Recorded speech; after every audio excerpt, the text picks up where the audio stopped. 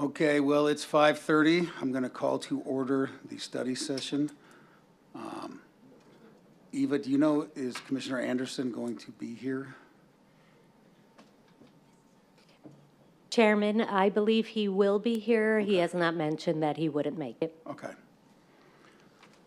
Here he is. Have the record show that Commissioner Anderson is in the building.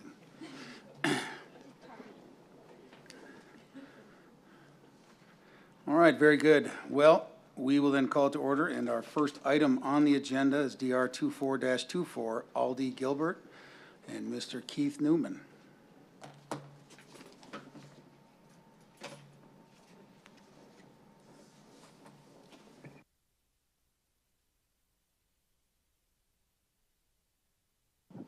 Chair Simon, members of the commission, good evening.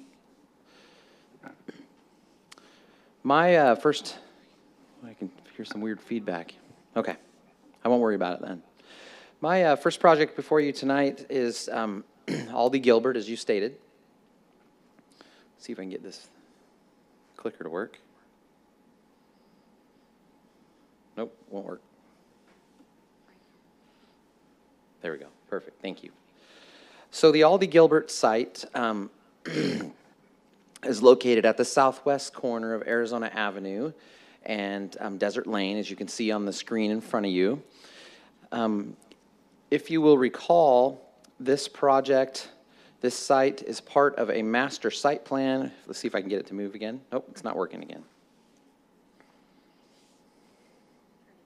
Okay, there we go. So the request obviously is for design review case to develop a 19,423 square foot Aldi grocery store. And like I was saying, if you recall, this site is part of an overall or larger master site plan that is 10 acres in size. On the site, the Aldi site is 3.63 acres, and you can see it there up along Arizona Avenue. The overall master site plan also contains or consists of a multifamily high apartment complex that was approved sometime last year for a 4-story apartment complex. The site is zoned general commercial. The building, which I've already stated, is a little over 19,000 square feet in size. And you can see that building on the site towards the south end of the site in the parking field to the north. The site will have 94 parking spaces. There's 2 access points into this project site, one off of Arizona Avenue in that south west corner. And then you have another access off of a shared access point off of at the northeast corner. It's shared with the apartment complex. As I would just like to point out really quick that since this is part of a master site plan, you will see that there is a pedestrian connectivity or connection point between the Aldi that connects the Aldi to the multifamily apartment complex, and you can kind of see it at that northwest corner of the building.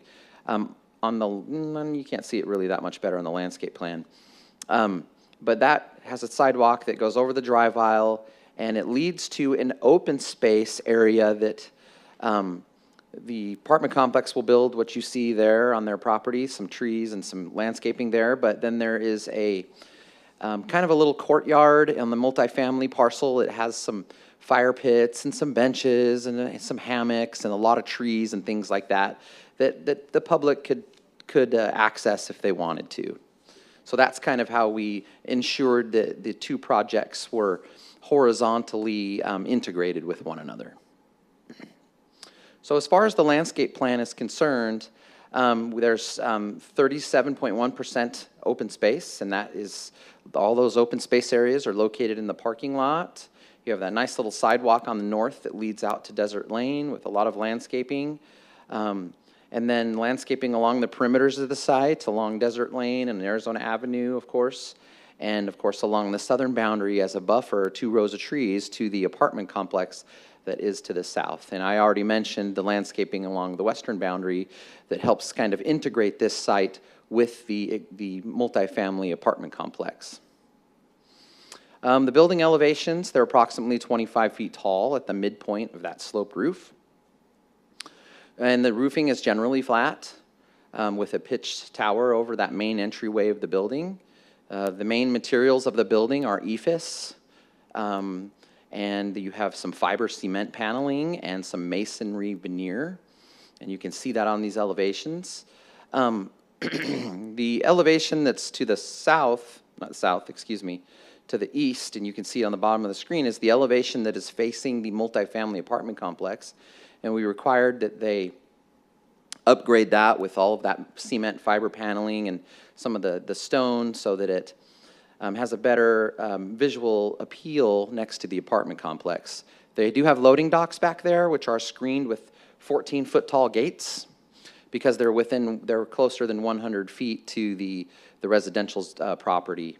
But they are screening that with those gates so that it's not a visual negative, if you will. The materials and colors are all similar or are complementary to the apartment complex building. And that was one thing that we wanted to accomplish with this project. So that actually concludes my presentation. And the main reason I'm coming before you tonight is because the applicant would like to move forward with CDs at risk. We're in second review, and right now we don't have a lot of concerns with the design of the site or the building, but the applicant wanted us to, on their behalf, ask if you were okay with them moving forward with CDs at risk. So that includes my presentation, and I'm open for any questions that you may have. Thank you. Awesome, thank you, Keith. Anyone have any questions or comments for Keith? Commissioner Fay, please. Keith, when this came forward before, we had some design stipulations that we did not attach at the time because they would come forward at the design. If I recall, they were related mostly to parking on Desert Lane. We didn't attach any of them. And with the northward orientation of the building, it might be a moot point. Have those been addressed? Chair Munt, Commissioner Fay, yes, they have been addressed because the apartment complex decided to eliminate parking along Desert Lane. So there will no longer be parking along Desert Lane. It's a moot point. Yes, correct. Wasn't there another stipulation too? I don't remember what it. I believe there was a stipulation concerning that drive entrance on the far east side, if I remember, of the apartment complex. Oh, you're right. You're I right. can't remember exactly what the stipulation was anymore, but that has been addressed with the design review of the multifamily apartment complex. You're right. It basically, yeah, we stipulated that it had to line up with the road, and it, to the extent it's There you able to, go. it does. Okay. And they did receive a technical variance for that. Okay. That addresses all my concerns. Okay. Thank you, sir. Any others? Anyone have any reservations about CDs at risk? Okay. All right. Well, Keith, I'm cool with that too, so all good. Thank you very much. I appreciate it. Thank you, sir. Next up on the agenda, item number 2, Z24-09, everyone's favorite, the LDC text amendment, adaptive reuse. Veronica?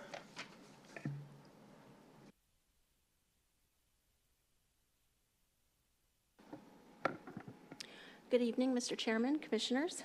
Veronica Gonzalez, Principal Planner, and I will be talking to you tonight about initiating a text amendment and conducting a citizen review to address adaptive reuse, to make changes with regard to recent legislation. So we continuously seek ways to improve the LDC, as well as making any conforming changes to new legislation. House Bill 2297 was signed by the governor April 2024, and this was in relation to commercial buildings and adaptive reuse. So while the bill has been referred to as an adaptive reuse bill, it's really more of a housing bill because the adaptive reuse that they're addressing here is in relation to multifamily housing in particular. This bill does have some specific requirements that will need to be addressed in our LDC, and those requirements include they will need to establish standards that allow multifamily development or adaptive reuse on up to 10% of existing commercial, office, or mixed-use buildings. However, the town does have the latitude to designate essential commercial and employment hubs where buildings within those areas would be exempt. Buildings would need to be on parcels of at least an acre in size, but no more than 20. And 10% of any dwelling units within those buildings must be low-income housing, moderate-income housing, or some combination of the two, and they must remain so for at least 20 years. Parking requirements for these adaptive reuse may not exceed whatever current LDC ratios are. Height and density for any proposed multifamily development must be equal to the highest allowable multifamily zoning within 1 mile of the building to be developed. There is a max height of 5 stories unless any portion of that site is within 100 feet of single-family zoning, in which case it'll be limited to 2 stories. Height of existing commercial, office, or mixed-use buildings would be deemed non-conforming if the maximum height for the proposed use is less than what the existing height of the building is. So in that case, it would become almost a legal non-conforming type of situation. And then the same thing with the setbacks. Any existing setbacks for commercial, office, or mixed-use buildings would become non-conforming if the setbacks for the proposed use are less than what's already there. So these are some of the requirements from the bill that we'll be looking to incorporate into the LDC. So our request from you tonight is to conduct a citizen review meeting and to allow us to initiate a text amendment to address these items in the LDC. And with that, I'd be happy to answer any questions you may have. All right, thank you very much, Veronica. Anyone have any questions? Commissioner Everett, please. What are the criteria that you guys would use for having an exemption to this? You said there would be certain exceptions granted where they wouldn't have to provide multifamily or be allowed to provide multifamily. Mr. Chairman, Commissioner Everett, I don't think I understand what your question is. Oh, I thought you'd mentioned that there would be certain exceptions where this would not be allowed. Yes, I apologize. Yeah. That is correct. The bill does provide language that while existing commercial buildings would be eligible, we as the city, or I'm sorry, we as the town may designate certain commercial or employment areas where those buildings would be exempt, meaning they would not be able to convert or be redeveloped as multifamily without a public hearing process, basically. Okay, and I guess my question on that was, how would you determine what those areas would be?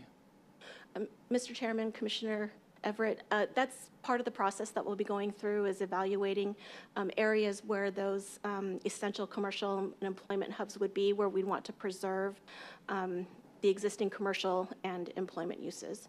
Okay. Thank you. And just as a clarification, just that if we did not specify that and go through and do that, the state would be mandating that people could do it anywhere, correct? Mr. Chairman, yes, sort of. You know, they would have to be existing buildings on at least an acre in size, up to 20 acres. But, you know, given that and the other requirements or objective standards is what they're being referred to in the Right. bill, yes. And this, the intent of the bill is for this to happen without a rezoning having to take place. It still does allow for site plan review and that type of thing, so like a design review before this board, but a public hearing to rezone would not be required. Okay. Just wanted to clarify that. Thank you. Anyone else? All right. Well, very good. Thank you, Ms. Gonzalez. Thank you. Okay, that concludes the items on the study session this evening, and we can now have a discussion on the regular meeting agenda. I've been informed on the consent, we have 2 items, DR 2462 Super Light Block Site Expansion that is going to be continued. And then number 8 is going to be moved to non-consent. There was the council last night had brought up some things, so we need to hear about that.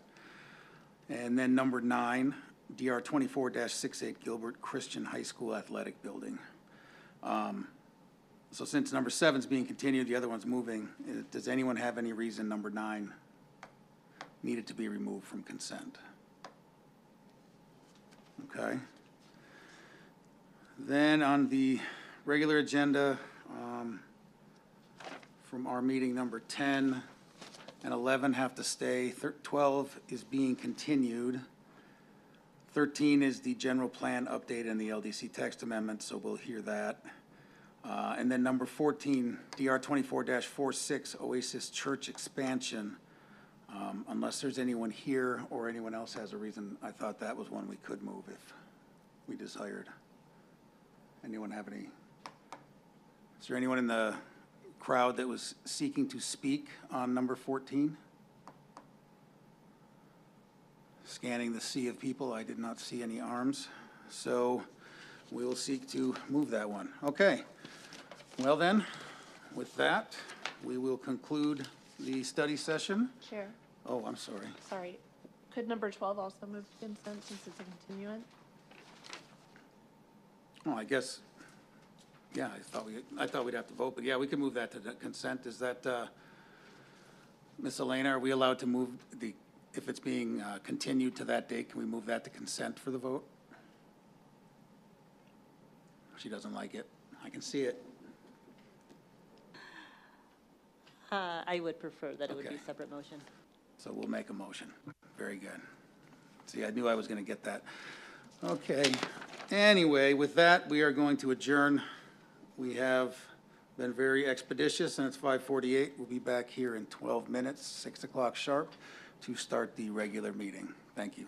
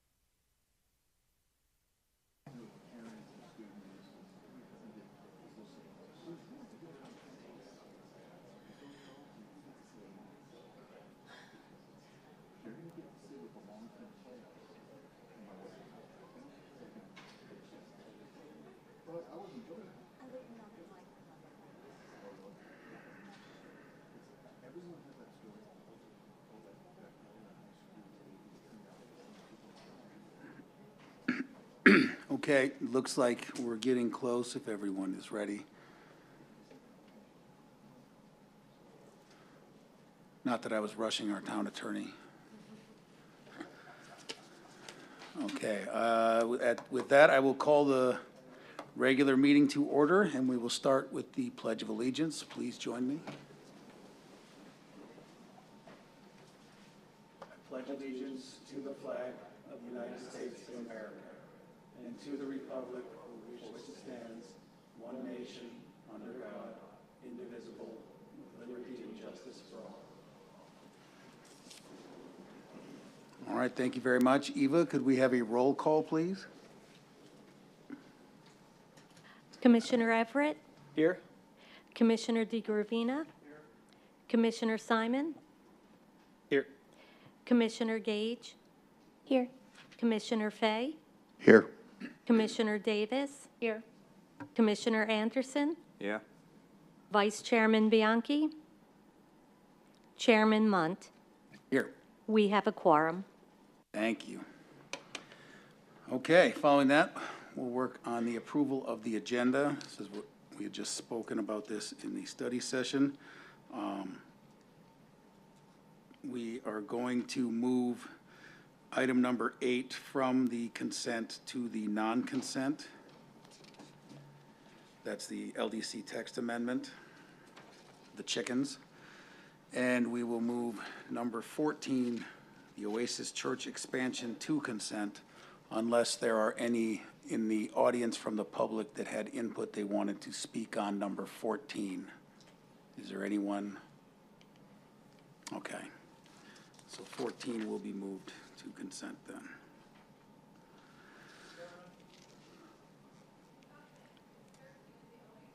Yes. That's what you wanted to speak on? Okay, well, all right, we'll leave it on there then. Scratch that. Number 14 will not, in fact, be put on consent. Okay. So the only thing that'll happen then is number 8 will move to non-consent. Very good. Okay, communications. So this, number 5, communications from citizens. This time, members of the public may comment on matters within the jurisdiction of the town. The commission may not discuss items that are not specifically identified on the agenda. Therefore, pursuant to state law, action taken as a result of public comment will be limited to directing staff to study the matter, responding to any criticism, or scheduling the matter for further consideration. So at this point, if anyone wanted to speak on something that is currently not on the agenda, this would be the time. I currently do not have any cards. And if nobody else wanted to, we will move on to number 6. The report from council liaison on current events. Councilmember Anderson. Thank you, Mr. Chairman. Not a whole lot to report for the future. Thank you for all of your participation in the last month and in all the electoral process that's gone on here. And especially the chairman, I'm thankful for the efforts that you made, and you did a good job. Thank you very much for that. I'm not aware of any other items to share at this time, though, Mr. Chairman. Very good. Thank you, and thank you for that as well. Okay, public hearing consent. All items listed below are considered public hearing consent calendar. The commission may, by a single motion, approve any number of items where, after opening the public hearing, no person requests the item to be removed from the consent calendar. If such a request is made, the commission shall then withdraw the item from the public hearing consent calendar for the purpose of public discussion and separate action. Other items could be added, but were not. So currently, the consent agenda is number 7, DR 24-62 Super Light Block Site Expansion Plant Upgrade, which is shown to be continued to September 4th, 2024. And number 9, DR 24-68 Gilbert Christian High School Athletic Building. And Mr. Mr. Chair, the number 7 will be, will need a motion to continue separately. My apologies. Very well, then. We will remove number 7 from the consent agenda. And the consent agenda now is solely number 9, DR 24-68, Gilbert Christian High School Athletic Field or Building. Do I have a motion on the consent? Chair, I'll make a motion to approve the consent agenda, including item number 9. Thank you. Thank you, Commissioner Simon. Do I have a second? I'll second. We have a second by Commissioner Davis. Please vote.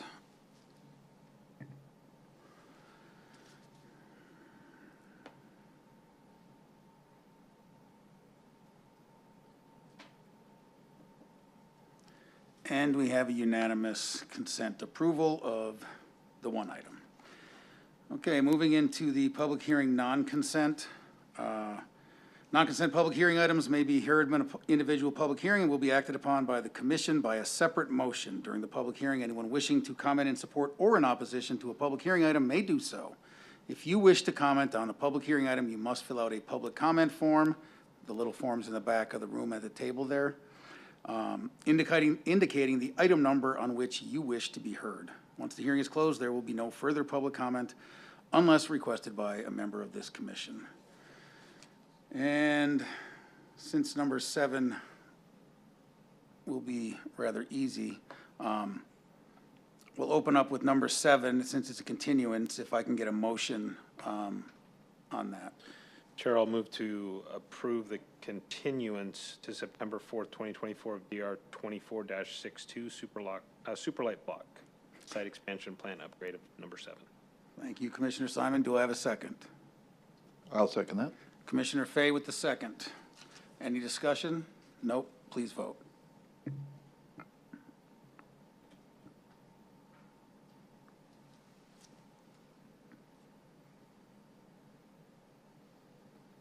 All right, 7-0, the continuance passes.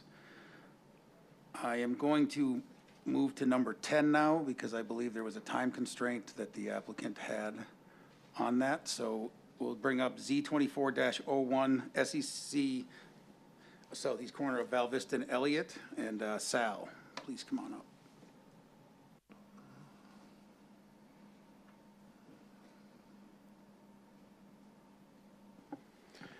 Good evening, Commissioners. It's good to see you all tonight. The first item we will be looking at is Z24-01, the southeast corner of Val Vista and Elliott. The subject site outlined in blue here is approximately 6 acres and located within the larger 12-acre Val Vista and Elliott Center master site plan, which is located at the southeast corner of Val Vista Drive and Elliott Road. The subject site is currently developed with a vacated 37,000 square foot fitness center that was approved under case Z99-22. The subject site is also surrounded by other commercial uses and zoning districts to the north, west, and south, but single-family residential does exist in a little sliver to the south and as well to the east there.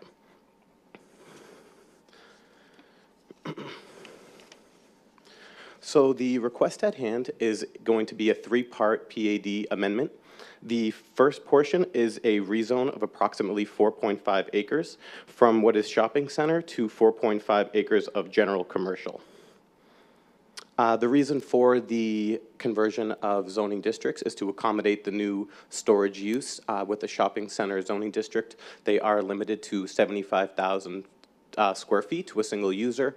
So the general commercial zoning district would allow the new storage facility and its accessory structures. The second portion of the request is to modify the existing development plan, which was approved under case Z99-22 by incorporating a roughly 11,000 square foot retail component, which will be centralized on site, and a remaining shopping center portion.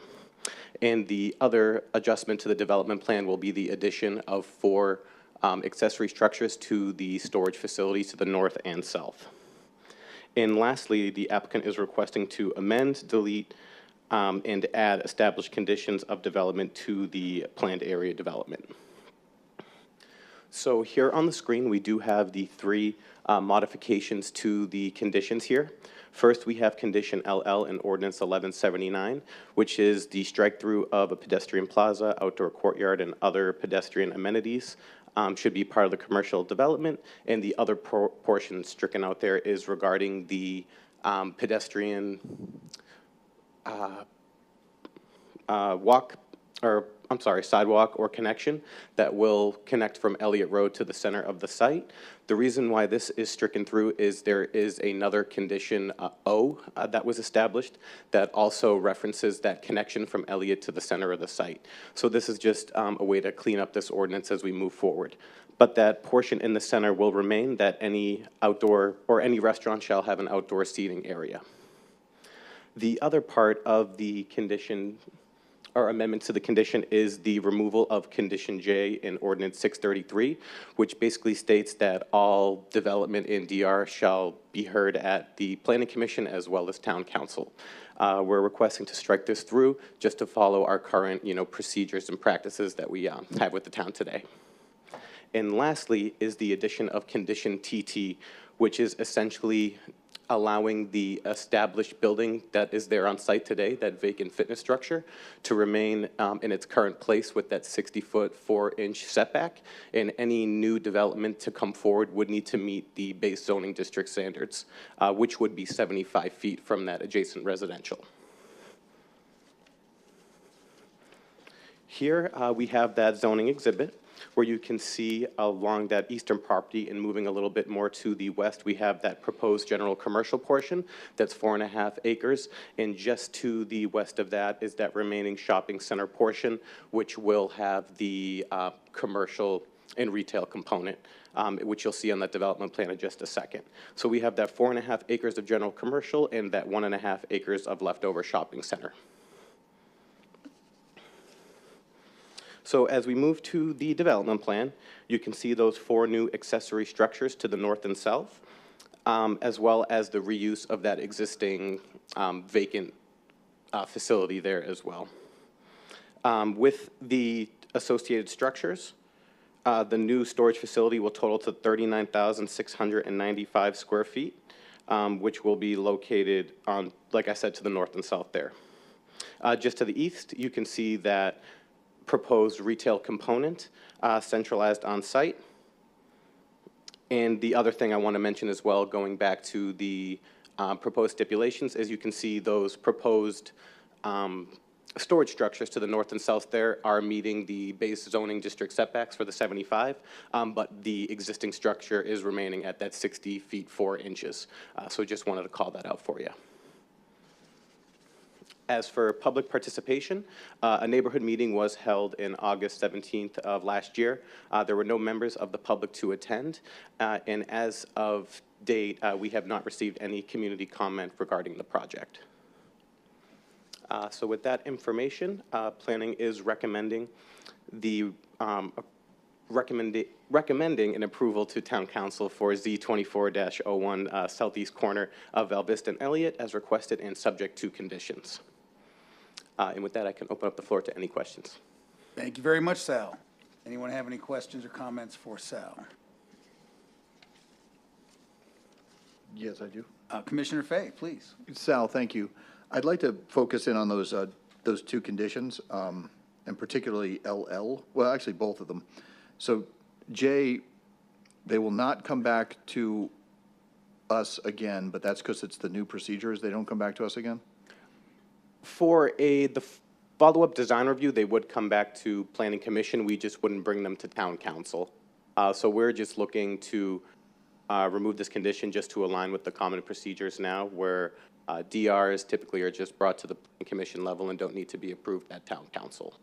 So why didn't we just remove Town Council and leave the condition otherwise as is? Chairman, Commissioner Fay, that is a great point. That is something we can adjust just to ensure that we are still bringing the project back to Planning Commission. And just If somebody was to say they were grandfathered before the new process, I don't know, but that would seem to me to cover all your bases. If it's literally the intent is not to drop this commission, but only to drop town council out of it, then to say that would be, I think, a better idea. But then let's, condition LL, the way you described it, so there's actually two things it does here. I understand what you're saying about the pedestrian path, which is addressed elsewhere, but the pedestrian plaza, it seems like we're fundamentally changing what was essentially a public amenity to being outdoor seating for the restaurant. That seems to be a different substantive change that isn't required by the regulations. Could you address that a little bit more? Yeah, Commissioner Fay, Chairman. So going into discussions with the applicant, you know, this condition was established quite a while back, and up until this point, there actually hasn't been any kind of pedestrian plaza added to the site as an amenity. And currently, you know, the uses out there are a mixture of drive-through and other commercial uses that, you know, necessarily aren't driving that constant on-foot pedestrian travel throughout the site. So we figured with the transition to the proposed storage facility and what's currently out there, the pedestrian plaza wasn't necessarily something that was needed on site. But we still wanted to ensure that a pedestrian walkway or, I'm sorry, a pedestrian pathway would still connect from the center of the site to Elliott Road. So essentially, we're saying we don't really care about this anymore.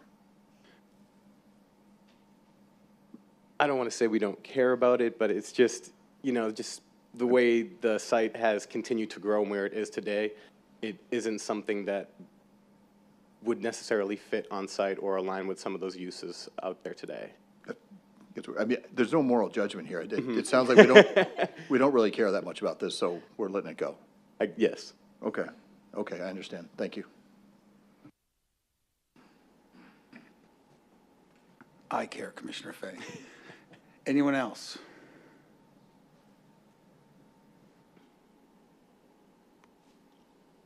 Okay.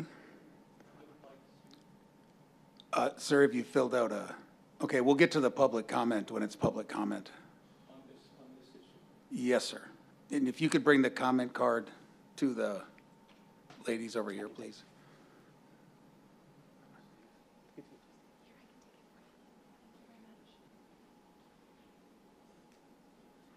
Okay, thank you, sir. Anyone else have any comments? Okay, the applicant wish to speak on that? Mr. Baugh?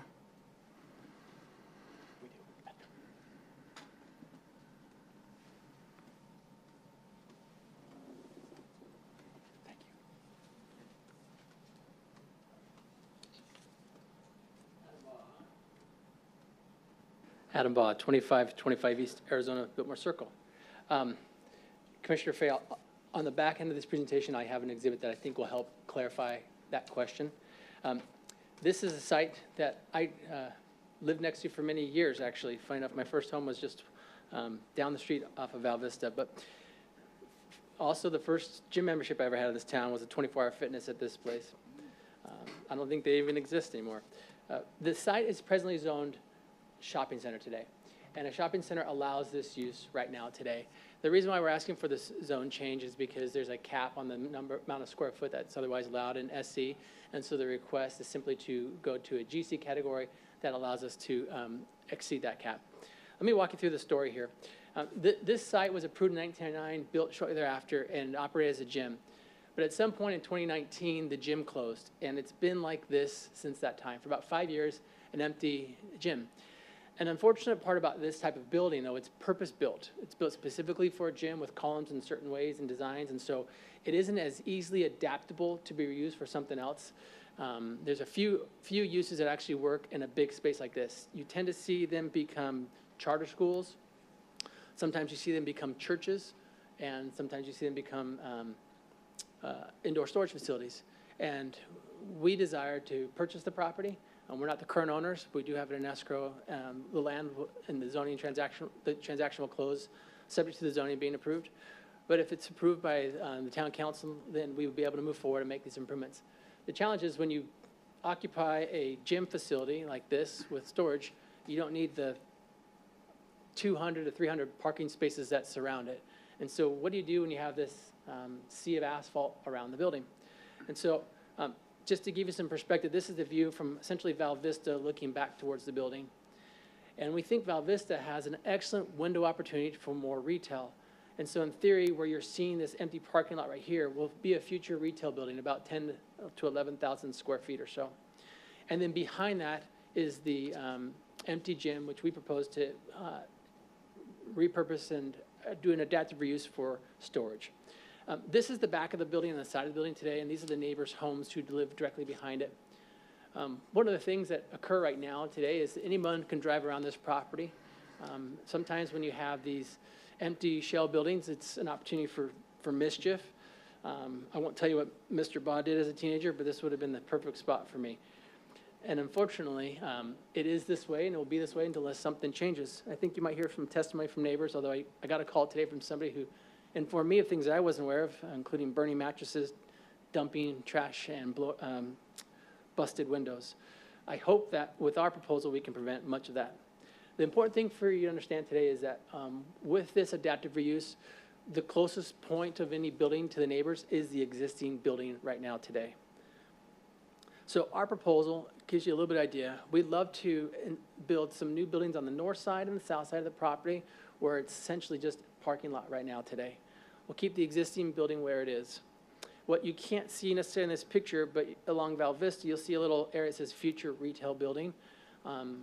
We've shared some exhibits and ideas with staff, which would be about essentially a 10,000 square foot shops building fronting Val Vista Drive. But for the purposes of what we're doing today, I just want to highlight the storage concept. This facility will be secured and gated, and as a result, what mischief may occur on the property around the perimeter of the building will no longer be able to be accessed by the public or teenagers because of a new fencing that will be installed and will block that area off. So essentially, why are we changing this from shopping center to GC? It's really just because of that 75,000 square foot threshold. And it's that threshold itself that allows us to go forward. There's really no other use that would go on the south and the north side of the building, but for these types of uses, so it does make good sense. As it relates to stipulations, it's mostly just a cleanup of the code. A lot of this came from staff. If we were already in the process of rezoning, some of these conditions that were requested for us to change really is just to address some of the technical items. But when I think through, I think the pedestrian path, this is what the pedestrian path looks like right now in red. And that pedestrian path comes down the back side of the properties, and then it connects over to the west. There is no connection to the drive-through building right there, but what we propose to do is actually probably provide a better pedestrian connection moving forward. So you'll see the yellow area reflects the new pedestrian connections, and that the last arrow on the south side of the property will be this new future retail shops building. So in theory, the pedestrian connection actually drives you to a point of final destination that has never existed on this project before. Hasn't really been an emphasis point of staff when prior people have built and developed this. So now moving forward, we'll at least be able to create that route of travel towards the future retail building instead of the back of the alley or this building, thereby, I think, closing off the opportunities for teenage mischief. So to kind of wrap it up and just to be short, it really is the best way to revitalize this empty shopping center building. When you think through a purpose-built gym facility that only has half mezzanine and a pool and different floors and elevations within it, there's few uses that really work well in operating that, and we're one of the ones that can make it work. And given that we don't need the oversupply of parking that's on the property today, this chance to build these buildings helps make meaningful use of the property, thereby securing it, removing some of the mischief that's happened over there. And as you know, these buildings tend to be some of the quietest, low traffic generating uses around. So as you consider compatibility next door, it's probably the most optimal land use right there. And hopefully this creates the opportunity for us to fill in the front side with some new retail that would be perfect along the visibility of Val Vista Road. So with that, I'll end the presentation, but I know you have a couple of folks here tonight, and we'll stand by for any questions that may come up. Thank you, Mr. Baugh. Does anybody want to ask anything before? Okay. Very good. We'll move into the public comment. I have 3 cards. First one is Mr. Todd Watson. He is opposed to the item, does not wish to speak. Then, I believe it's John Watson. He's opposed to the item, does not wish to speak. And then Mr. Stephen Shervy, I hope? Shervy, yes, sir. Okay, and he wishes to speak. Please come on up, sir, and take the podium. The mic is still on, so feel free, take 3 minutes. Just state your name for the record. Thank you. My name is Stephen Cherry. I'm an Arizonan. I've lived here all my life. I've lived in Gilbert for the last 27 years, me and my wife, Nadine, and we've raised some of our children there. And we live directly to the east of the proposed site where the storage building would be. And for the last 5 years or so, I have been a personal overseer of the trash on that property and reported it numerous times to the city.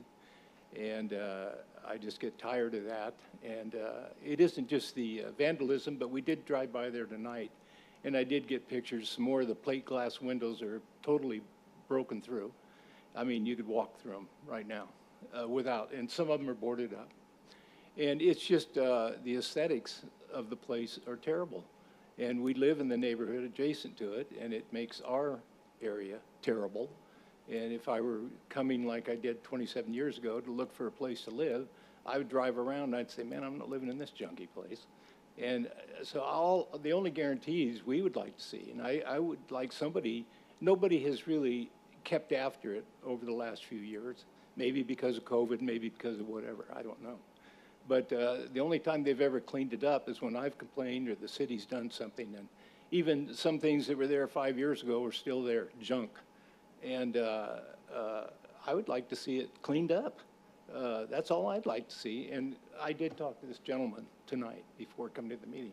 But when I came to the meeting, the reason I came to the meeting was because of the public notice that was sent out. But the public notice said the meeting is Thursday, August 7th. I think that's incorrect. This is Wednesday, if I'm not mistaken. I know I'm older, but I think that that's, so we would have been a little bit confused on the date and times. But anyway, that's all I have to say. I would like to just assurances that that place will be clean. And I could see where if the walls were put up and so forth. And it isn't just the teenagers. I mean, there have been truckloads of trash dumped behind that building. There have been burning mattresses. Right now, there's tires, there's all sorts of trash. And it just looks terrible. And even over on the south side of the building, there's trash and has been there for months. And you know, I mean, I can't expect the city, it's not their job to do it, but somebody should be responsible for it. And I don't think the responsibility has been taken. That's all I have to say. Thank you very much, sir. Okay. With that, then, is there anyone else from the public that wishes to speak? Okay. Then up here, questions or comments for either Sal or Mr. Baugh in relation to the project?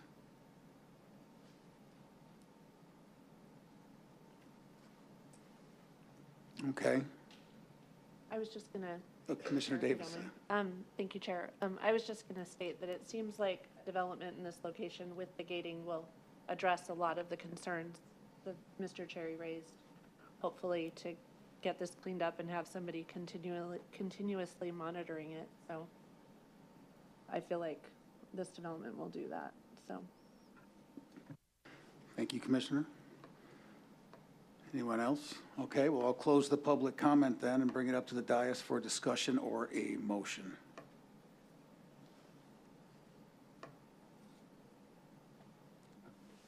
So from a discussion standpoint, Leslie kind of, sorry, Commissioner Gage already kind of made the point that I was thinking that one of the best ways to prevent this messiness is to turn it from an abandoned to a monitored or to a used property.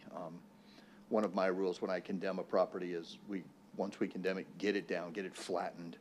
Don't leave an abandoned building. I think one of the only people I've had die on one of my sites is because we left an abandoned building up longer. So I think from a variety of other reasons too, to be in favor of it, but one of them is to help ameliorate the potential blight or mischief issues. I wasn't going to give Mr. Baugh any more credit for his, but the public made the case for him too. So I for that reason alone, I would be in favor of this, but I was kind of in favor of it before. Yeah. Very good. Thank you, Commissioner. Commissioner Simon. I'll just echo what Commissioner Fay said and Commissioner Davis. I honestly actually would go on record to say I'm not sure that I really am in favor of more storage facilities in the town of Gilbert. However, I understand that by right is already available here, so we're really just expanding a footprint to be able to allow for more space. But I would agree that by an occupancy in this site, it will actually more than likely reduce, if not completely eliminate, the concerns that have been addressed tonight. So I would be in favor of it. Thank you, Commissioner Simon.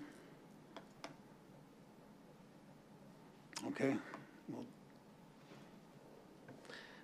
if there's no other comments, I'll go ahead and make a motion to approve Z20, item number 10, Z2401, the southeast corner of Val Vista and Elliott, the rezone request to amend the ordinance 633, 698, 722, 975, 1179, and 1200 to amend the development plan, conditions and development, and the rezone request. I'll stop at that. thank you. Thank you for that very thorough motion, Commissioner Simon. Do I have a second? I'll second. Commissioner Davis with the second. Discussion? No? All right, please vote.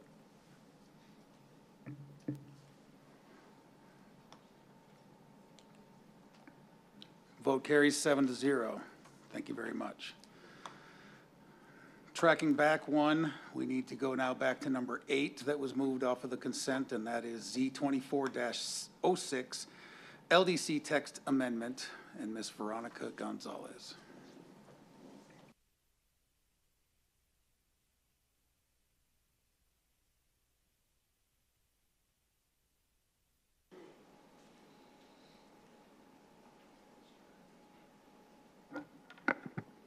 Hello again, Mr. Chairman, Commissioners. I will be presenting to you the proposed text amendment for backyard fowl. So our request to you tonight is to make a recommendation to the Town Council to amend the Land Development Code to address backyard fowl. A little bit of background. May 21st, 2024, the governor signed House Bill 2325 pertaining to backyard fowl on residential properties. You initiated and conducted a citizen review on this issue at last month's meeting on July 10th. And last night at the Town Council study session, we presented this proposed text amendment and did receive a little bit of feedback that I'd also like to get your feedback on as well. So this bill regulates fowl on residential properties, and it does require that we make some conforming changes. The biggest change that you'll see to the bill is that it now allows up to 6 fowl on lots that are at least on lots up to half an acre or less in size. Currently, the LDC standard is that a property must be at least 6,000 square feet for the keeping of fowl, and in that case, you could have up to 5 fowl. In addition to this, the bill also allows the town to regulate male fowl, including roosters, and enclosures for the keeping of fowl. Our current LDC allows 1 rooster for each 20,000 square feet of lot area, and we do propose to maintain that. Regarding enclosures for the keeping of fowl, they will be limited in size to no bigger than 200 square feet and may be located in the side and rear yards as long as at least 20 feet from a neighboring property line. Enclosures will have a maximum height of 8 feet, except on lots that are less than an acre in size, where the maximum height shall not exceed the height of the fence. The question we received from council last night pertaining to this was actually specifically about that 20-foot setback from neighboring property. The question was if the abutting property was a road or a canal, open space, or some other type of property where there was not a residence on it, if it would be possible to have a reduced setback. I would like to get the commission's feedback on that. We are considering at this point allowing in those cases a setback of 5 feet for enclosures, which is consistent with our current requirements for accessory structures, but this would only be in cases where that property line is abutting a road, canal, an open space, and an open space would need to be a common or public open space. So our recommendation to you tonight is that you provide a recommendation of approval to the council, but then again, I am also seeking your feedback on the change that I brought up just a minute ago. And with that, I'd be happy to answer any questions you might have. Okay.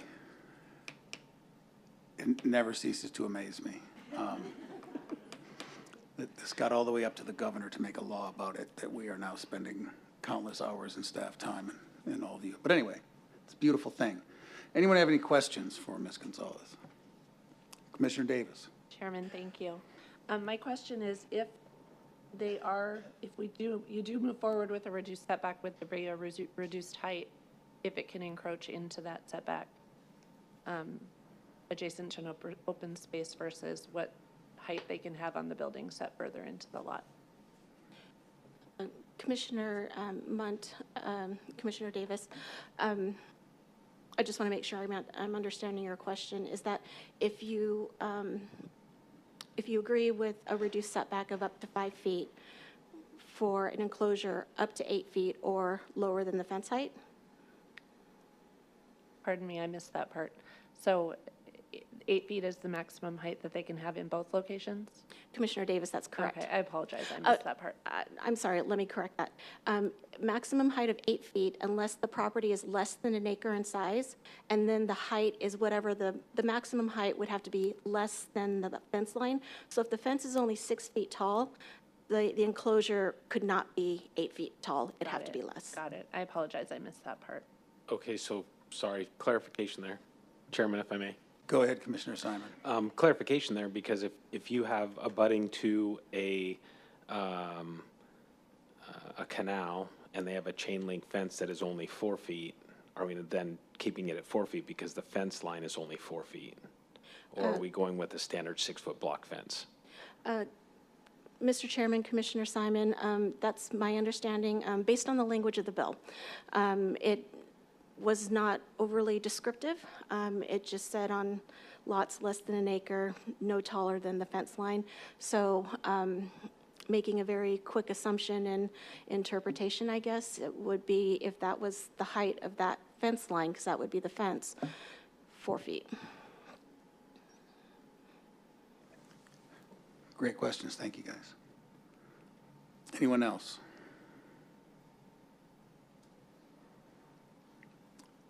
Okay, and nobody in the public wanted to speak. Okay, I'm actually surprised. I feel like maybe you should be allowed more rooster. I feel like it's somewhat of a chicken sexist thing to only let one rooster, but many fowl, but that's not my position. The governor in her infinite wisdom said this, so. Okay, well, with that then, if there's no other comment, I guess we could have a motion. And Mr. Chairman, if I may, would that motion include some support or non-support for? Yeah, very good. I guess that discussion, but it wasn't actually thoroughly. So I guess from a commission vantage point, how do we feel about, currently it says you have to have a setback, but now we're saying, do we want to make any recommendations to, if you are abutting canal or no residence, should we allow a lesser setback? What is our opinion on that? Commissioner Davis? Chairman, thank you. I think based on the low height, I don't have a big issue with a 5-foot setback if it's only 8 feet or 6 feet. It doesn't bother me a whole lot to allow that to get closer. That's my thought on it, but. Very well. Everyone, agree?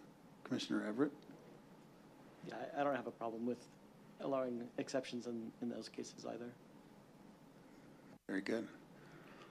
I have a lot of experience in this. I had a chicken coop in my yard when we grew up. There were no chickens in it. Me and my friends just played cards in it.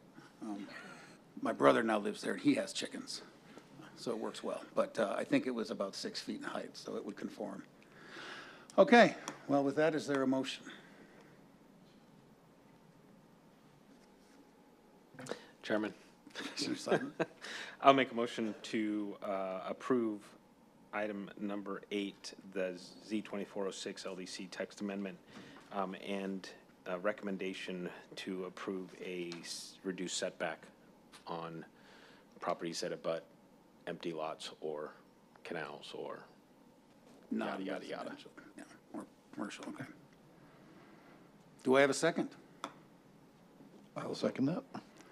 Commissioner Fay with the second. Any further discussion on the roosters or the fowl? Okay, seeing none, please vote. Motion carries unanimous, 7-0. Very good. Thank you. Thank you, Veronica. Okay, moving on now to item number 11, GP 23-13 Cobblestone Express Auto Spa and Z23-11 Cobblestone Express Auto Spa, and Ms. Nicole.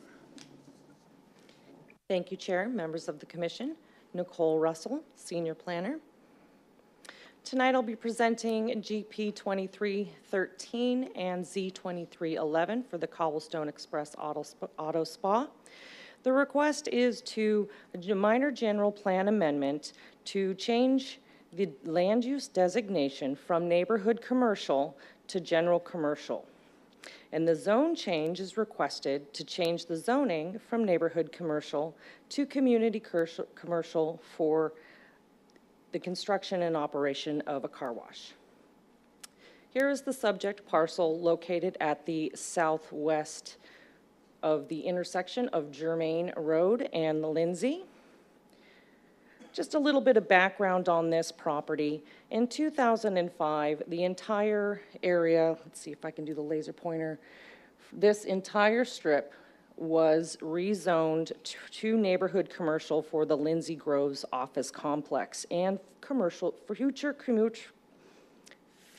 commercial uses.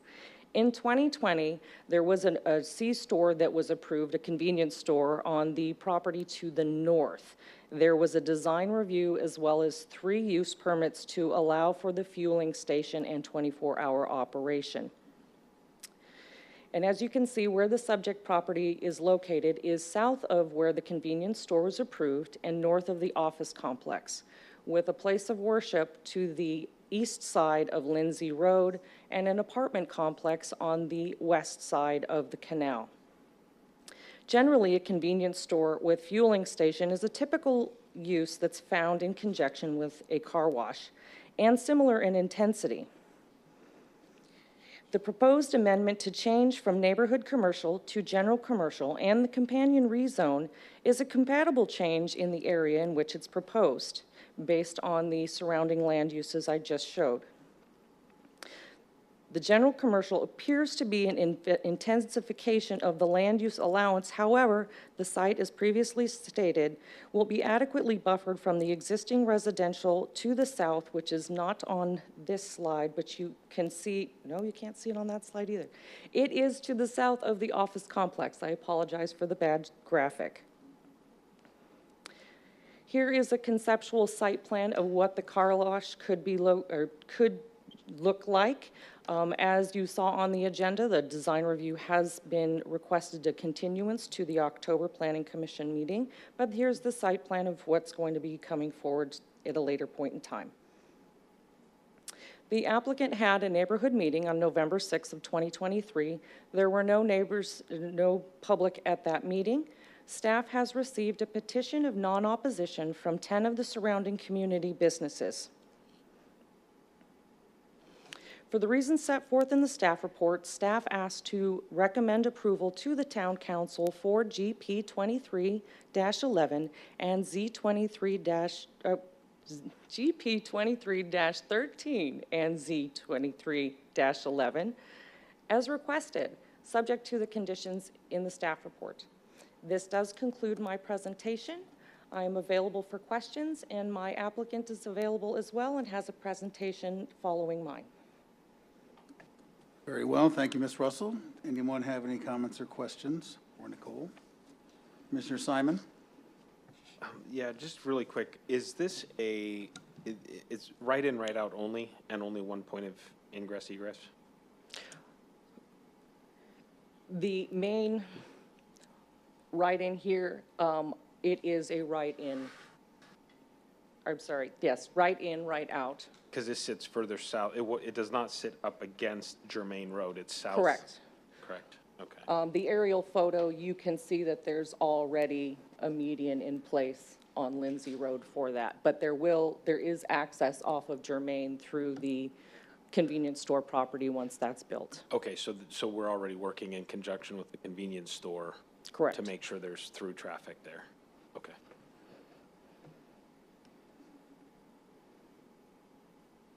Okay, thank you, Commissioner Simon. Anybody else? Okay, well, we could bring the applicant up and let him do a presentation and see if there's any other questions. Thank you, Nicole.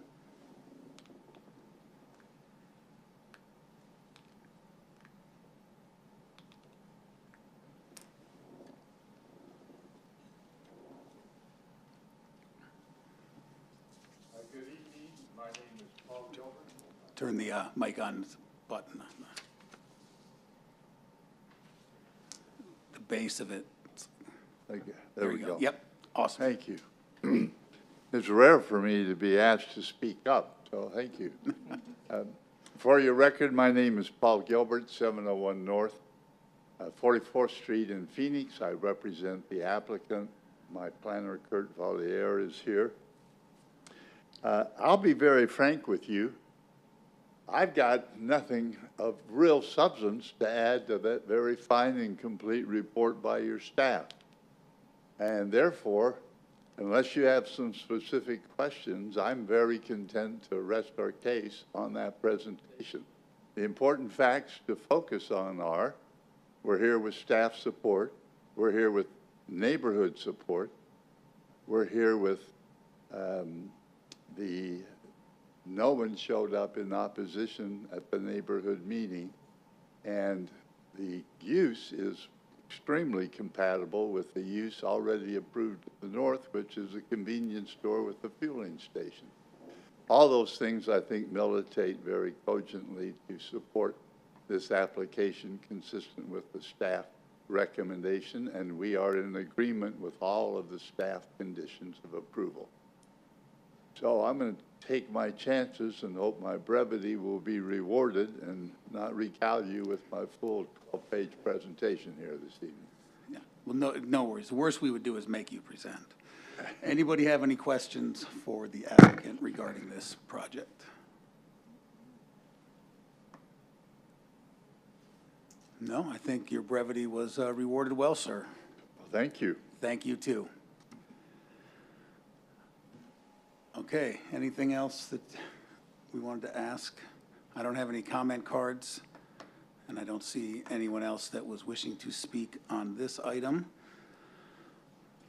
So with that, I'll close the public comment and bring it to the dais for discussion or a motion. And I believe we'll need separate motions.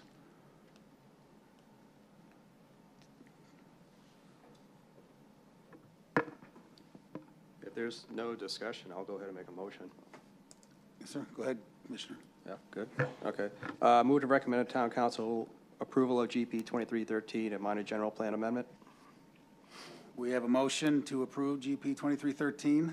Commissioner Anderson, do I have a second? All right, would I'll second that. second. Commissioner Fay got it first. Oh, Bill. Any discussion? Let's not let this affect your votes. Please vote. Unanimous 7-0. Any other motions for the second item? I'll continue. For the reasons set forth in the staff report, move to recommend approval to the town council for Z 2311 as requested, subject to the additions listed in the staff report. We have a motion for approval from Commissioner Anderson. Do I have a second? I'll second. Commissioner Gage, quick draw. Please cast your vote.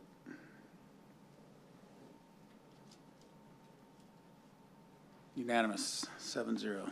Thank you all very much. Okay, moving on to number 12. This will just, because it's continued, and the reason it was continued was so that the first, those two could go through, and then this will be heard following council approval as well, just for the board's information. But we will need a motion, so I will entertain a motion from anyone willing to do so. I'll finish this one out then. Motion to continue DR 23-170 to the October 2nd, 2024 Planning Commission hearing. We have a motion from Commissioner Anderson. Do I have a second? I'll second. Commissioner Everett with the second. Please cast your vote.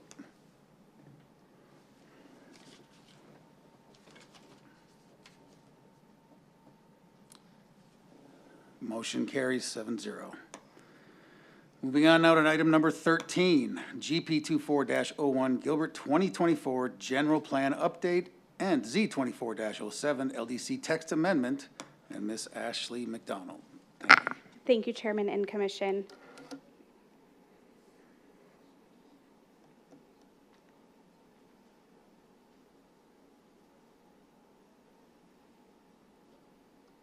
All right, so tonight we're requesting a general plan amendment to the text of the general plan, as well as an LDC text amendment to define central business district.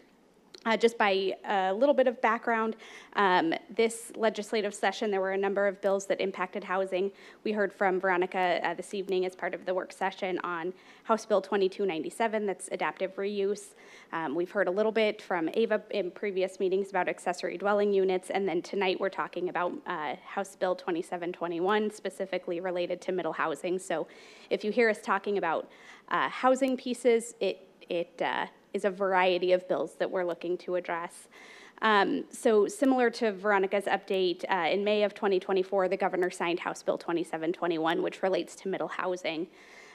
This bill will become effective on September 14th, and our goal has been to get some work started prior to the effective date of that. When we initiated this, we talked a little bit about what that work would be, and that would be to adopt a central business district within the town. And so we are seeking the commission's recommendation to adopt a general plan amendment that would identify the Heritage District as our central business district, and then define what a central business district is within our land development code.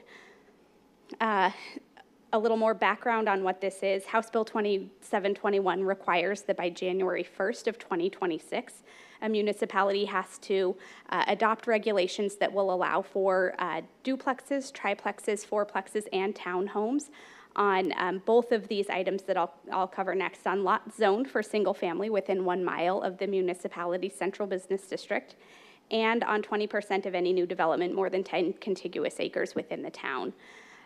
The legislation also indicates that if a municipality does not adopt such regulations, then middle housing is allowed on all lots in the town zoned for single family without limitation. So staff's first step, of course, would be to adopt a central business district. We didn't have one prior, and so last night town council did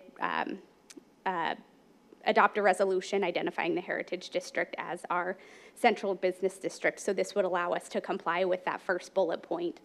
It also defined what a central business district is, and so this would be how our code would similarly define it: an area or series of areas designated by a municipality that are primarily non-industrial, that attract community activity, and the entire geographic area that we've officially designated as our downtown, which is why we landed on the Heritage District as our central business district.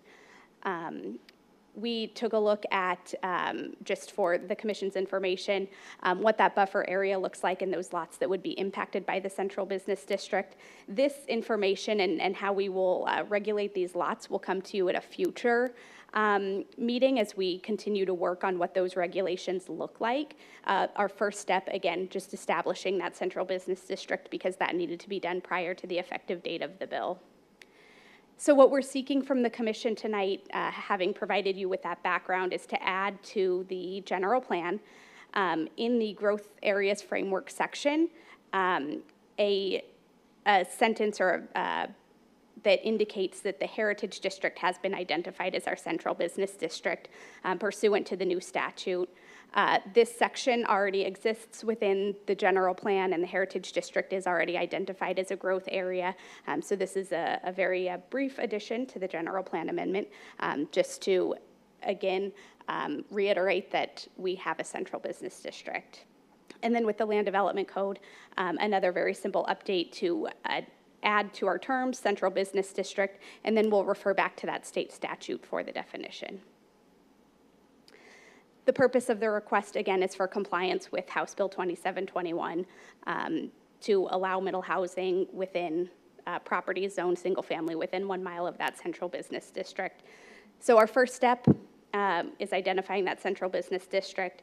But again, as I mentioned, future agenda item for Planning Commission will be text amendments to adopt specific regulations. So staff has about 1.5 years to continue to work on those and bring them back to Commission and Town Council for adoption. We have taken this to the Chamber of Commerce Public Policy Committee. They have provided a letter of support. Again, last night, Town Council adopted the resolution identifying the Central Business District as the Heritage District. We're before you tonight with requesting a recommendation on these two items for the General Plan Amendment and the LDC Text Amendment. And then we'll take them to Council on August 20th for them to incorporate, or for them to approve, hopefully. Then on September 14th, it'll become effective. So with this timeline, all of these action items are completed prior to the effective date. And then, as I mentioned, again, we'll continue to work on drafting those regulations. With that, staff recommends approval of these two items, GP 2401 and Z 2407. Happy to answer any questions you have. All right. Thank you very much, Ashley. Does anyone have any questions for Ashley? Commissioner Everett? I was just curious, how many lots near the central business district or within that 1 mile area are actually undeveloped at this point? There's about 55 undeveloped lots. There are just under 9,000 total lots. The statute would not preclude somebody from redevelopment of lots that do have homes on them now, but there are currently about 55 vacant. Okay, thank you.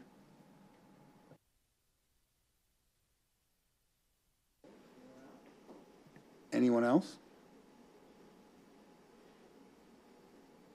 Well, if there's nothing else, then do we have a motion on these?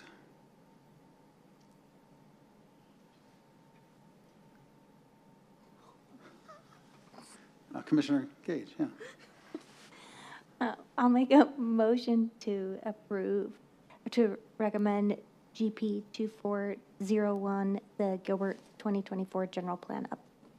Okay, we have a motion. Do we have a second? I will second it. Second by Commissioner Fay. All those please vote.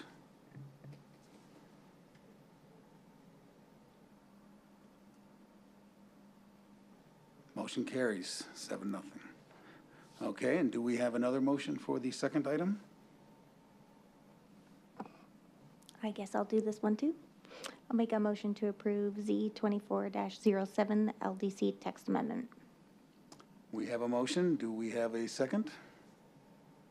I'll second that one as well. Commissioner Fay with the second. Please cast your vote.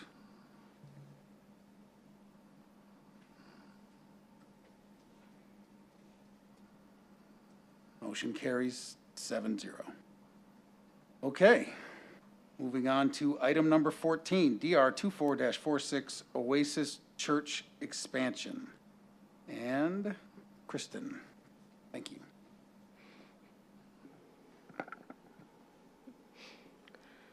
Hi, good evening, Commission. Kristen Devine, Senior Planner. The case I have for you tonight is for an expansion to the existing Oasis Church.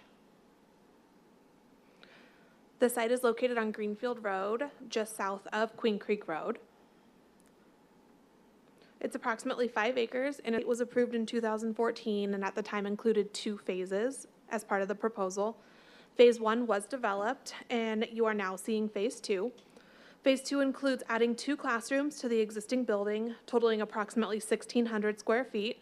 I've outlined it in the smaller red rectangle on the screen. And it also includes an addition of a new building at the rear of the site, totaling 16,547 square feet, outlined in red, the larger square. The new building will have a covered patio on the west elevation that faces the existing turf retention area, and the concept of this Phase 2 that's being proposed generally meets what was proposed during Phase 1. We're just seeing the specifics of it now. The site proposes 40% landscaping with a buffer of trees along the side and rear property line. The rear landscape setback requires 25 feet of landscaping, but the project has chosen to exceed that requirement by providing a 40-foot landscape buffer instead. Phase 1 of the landscaping included sisu trees in their landscape palette. With Phase 2, the applicant has forgone the use of the sisu trees and instead has proposed a mix of Palo Verde and thornless mesquite for many of their buffer trees. The landscaping proposed is complementary to Phase 1 of the project. All right, seen here are the floor plans. The one on the left is showing the 2 classroom expansions for the existing building. The one on the right is showing the new building of just over 16,000 square feet. It would consist of an auditorium with a podium area, a lobby, office and storage areas, and also restrooms. And then again, that covered patio that's on the west elevation that opens up towards the existing retention courtyard area. The project includes the approximate 16,000 square foot expansion to the existing church site. The new building is designed to match the existing building, and it will follow the same mission style while incorporating similar elements, materials, and features. The primary building material is a cream-colored stucco with a desert tone slump block base.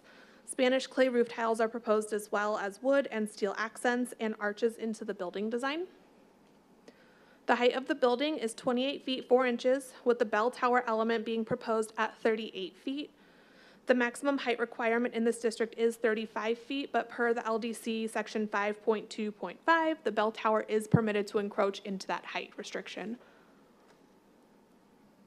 And then this is just the east and south elevations of that building. Close-up of the colors and materials that are being proposed. And then with that, we do recommend approval of DR 2446, the Oasis Church expansion, and I'm available for any questions if you have them. Oh my gosh, I'm off the mic. Do we have any questions? Commissioner Gage? Thank you, Chair. Can you please tell me what the red bubbles were on the elevations?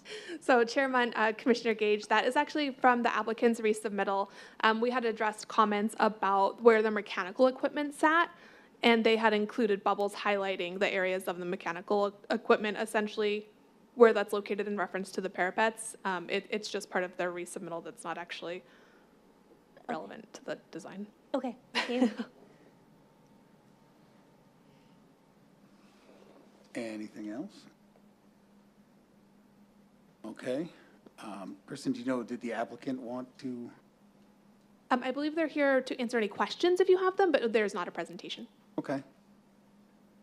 All right, then I will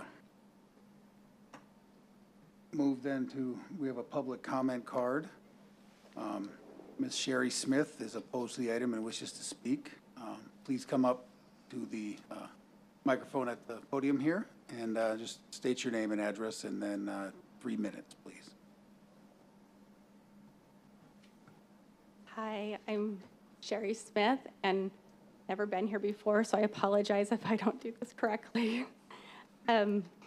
So this is my first, I live at 2475 East Queen Creek Road, so I am directly north of the proposed building.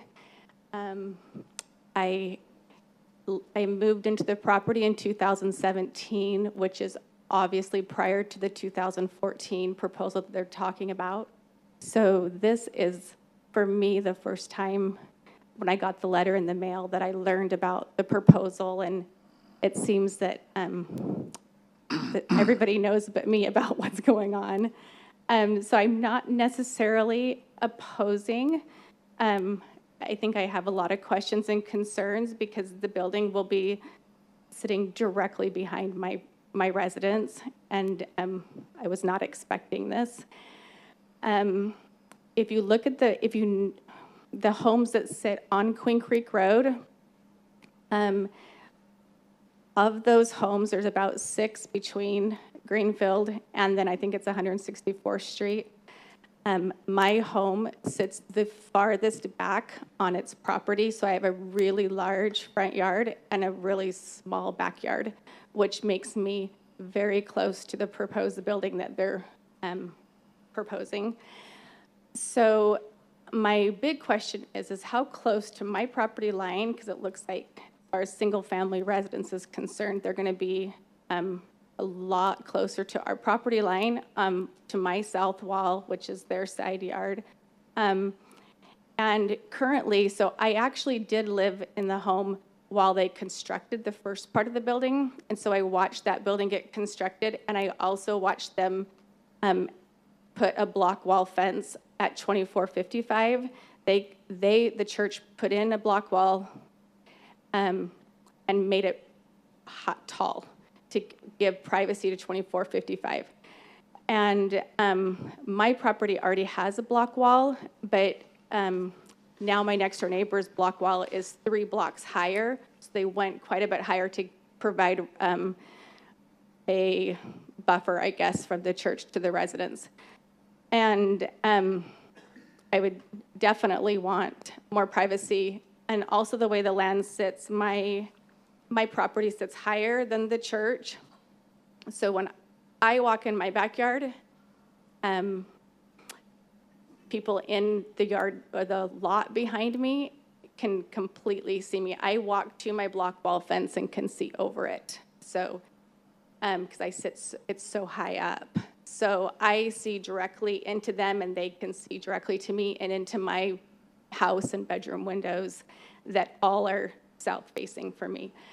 So because this is the first time I saw their plan, and no, I think that they're amazing neighbors as far as where their front church building is. They're very respectful, and I think that's awesome, and I don't have a problem with their church. I think my concerns are lighting, like big lights, parking lot lights in my backyard, and how close to my property line they're going to be.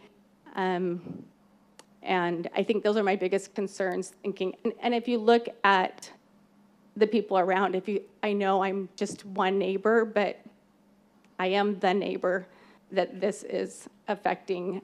It's my entire house, it's my entire lot that the building will sit right by. So I think just, when I purchased the lot, I'm thinking this is single family residence. I'm a realtor, and so I understand like zoning, and when I'm selling lots to people and talking about HOAs and things that protect a homeowner when they buy the land, giving somebody that confidence, that's kind of what's important to me, is to be like, I feel I should be really protected by the current zoning and stuff. So if I had maybe some reassurance or something of protecting, or if you're like, hey, no, they're totally within the zoning, they can be that close to your lot, they can build a building that big, and that's just what I have to deal with, then, I understand. But that's kind of my concerns coming forward.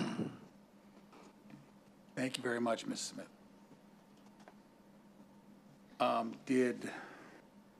Kristen, did you want to address some of those comments and concerns? Yes, thank you, Chairman. So a handful of the concerns, I'm going to kind of list off the ones I had taken note of, starting with the building location in reference to the northern residences. The building is located approximately 115 feet from that northern property line. The required building setback for that zoning district and non-residential use in a residential zoning district is 25 feet. So they're far exceeding the location of the building itself from the property line. The parking spaces are obviously closer, but they are not within the landscape setback, which is 25 feet from the side. So you do have that 25-foot landscape buffer, and then the parking spaces start. And then also the photometrics, so in regards to the lighting, because the site is so close to existing residential and is zoned residential, the parking lot lighting cannot exceed 14 feet. And even then, we do look at the lighting foot candles at the property lines, and it is not exceeding 0 past that northern property line. And I believe those are the two zoning concerns that I can respond to. And can you discuss in any capacity the wall situation? In the last iteration of this, was there a part of the plan that had a wall that was inordinately higher than the existing for her property? So Chair Munt, I don't have any information on the wall. I apologize. It wasn't part of this submittal because it's already existing. I'd be happy to look into it and get back to the resident, and if you guys needed more information. Okay. Anyone else have any other questions or follow-up on that?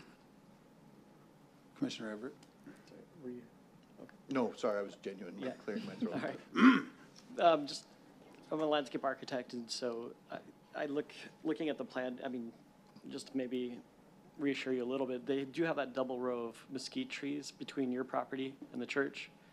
And with the lights being 14 feet, I think that's going to provide quite a bit of screening and help with the privacy, but I don't know if that's necessarily my place, but I just, from my point of view, I think that'll help with that. Thank you, Commissioner. Commissioner Davis? Thank you, Chair. I would just encourage the property owner to definitely work with staff, work with the church to see about that wall and see if there's anything that they can do for you to raise that. So that'd be something you would work on privately, but I would encourage you to do so.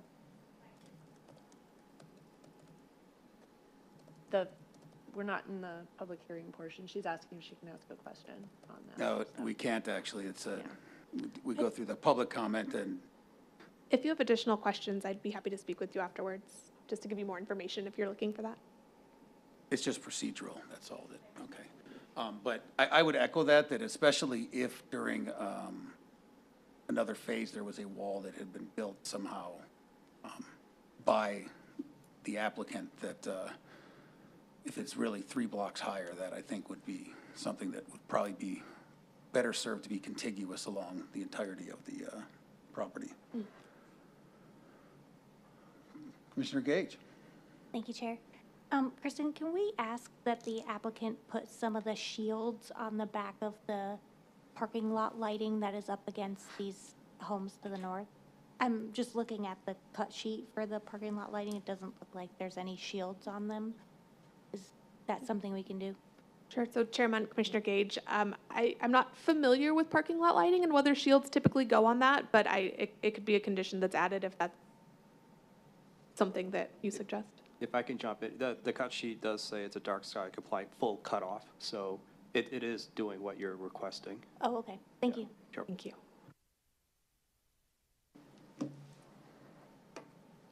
Okay. Anything else? Any reason that I should not close the public hearing? Okay. Thank you, Kristen. All right, with that, I will close the public hearing and bring it to the dais for discussion or a motion.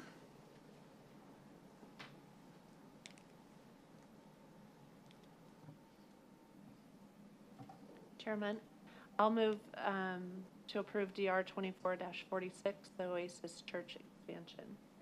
We have a motion by Commissioner Davis. Do I have a second? I'll second. We have a second by Commissioner Gage. Any more discussion? Okay, please cast your vote.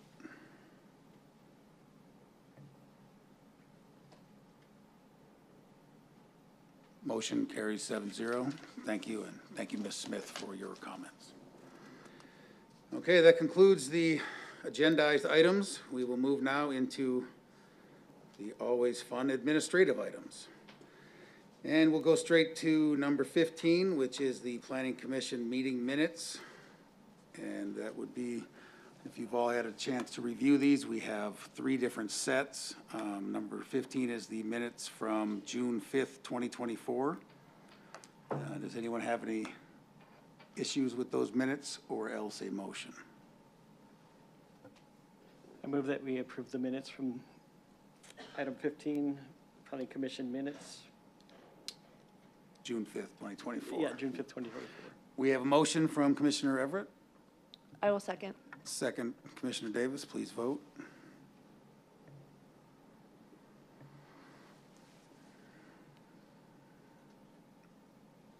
And the next item was the Joint Planning Commission and Redevelopment Commission meeting minutes from June 11th, 2024, item number 16. Any issues or else a motion? I'll make a motion to approve the Joint Planning Commission and Redevelopment Commission minutes from June 11th, 2024. We have a motion, Commissioner Davis. Do I have a second? Second. Commissioner Simon with the second.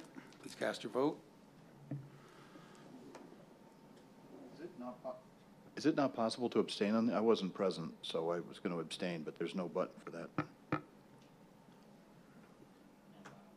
All right, fine, forget it. That is a good question. Commissioner Fay, Chairman, no, you still vote unless you see an error or anything in the minutes. You're just voting that the minutes read correctly. If I wasn't there, I don't know that they're correct or not. So wouldn't, if I wanted to abstain on a vote, isn't that possible? Only if you have a conflict. Perhaps. So if I have no idea, which way should I vote, for or against?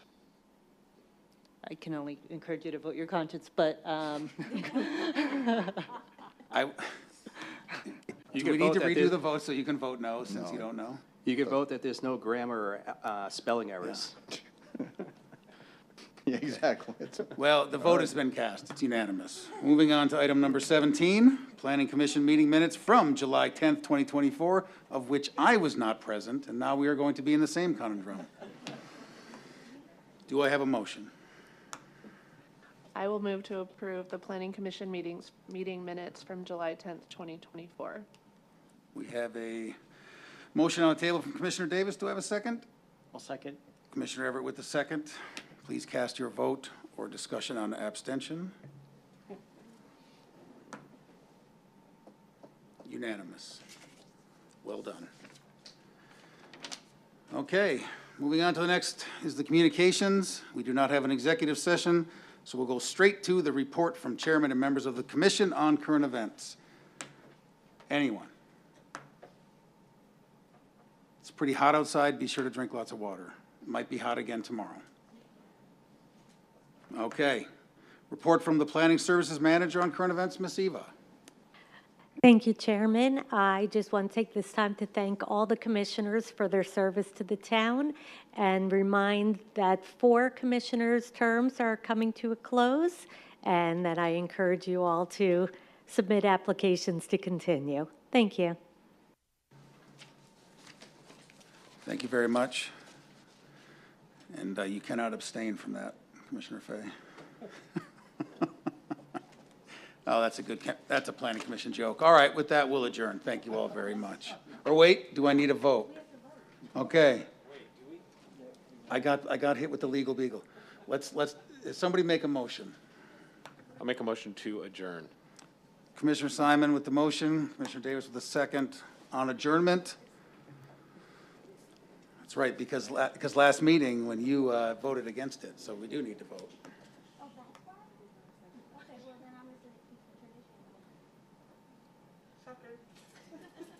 We have 7 votes cast. Motion carries 6-1, 1 dissenting vote. Yep. Thank you all very much. Have a great evening.